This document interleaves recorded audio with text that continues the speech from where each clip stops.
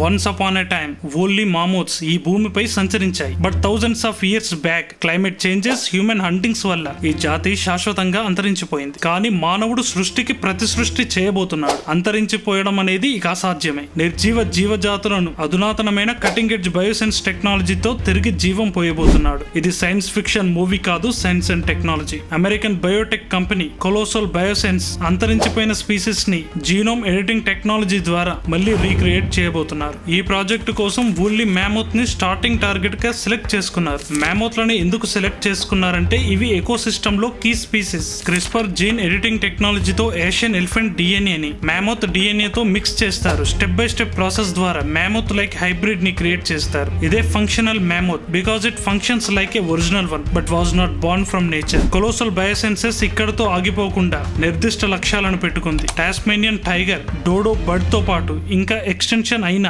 Species ని revive చేయడానికి and టెక్నాలజీని కమర్షియల్ గా యూజ్ చేయడం, డిసీజ్ రెసిస్టెంట్ ని ఇంప్రూవ్ చేయడం, ఇంకా జెనెటిక్ సైన్స్ ని నెక్స్ట్ లెవెల్ కి తీసుకెళ్లడం ఈ కంపెనీ టార్గెట్ లిస్ట్ లో ఉన్నాయి. ఈ ఐడియా చాలా ఫ్యూచరిస్టిక్ గా, ఈవెన్ కాంట్రవర్షియల్ గా కూడా ఉంది. బట్ కొలోసల్ బయోసైన్సెస్ క్లియర్ గా చెప్పింది, if human caused extinction, humans can help reverse it. Only mammoths reentry ఎలా ఉండబోతుందో let's wait and watch this colossal journey. అంతరించిపోయిన స్పీసెస్ ని తిరిగి తీసుకురావడంపై మీ ఒపీనియన్ ని కామెంట్ లో షేర్ చేయండి. అండ్ వీడియోని లైక్ చేసి ఛానల్ ని సబ్స్క్రైబ్ చేసి మీ వాల్యుబుల్ సపోర్ట్ ని అందించండి.